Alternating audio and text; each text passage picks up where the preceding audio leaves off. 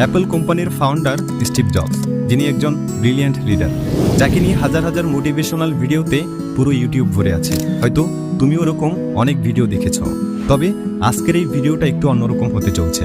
আচ্ছা, যদি এরকম হয় যে স্টিভ জবস তার 50 বছরের জীবনে যা যা শিখেছেন তা যদি আমি তোমাকে মাত্র 15 মিনিটে শিখিয়ে দেই, তাহলে বিষয়টা কেমন হবে? উত্তরে হয়তো বলবে, হ্যাঁ ভালোই তো। আসলে আজ সেটাই হতে চলছে।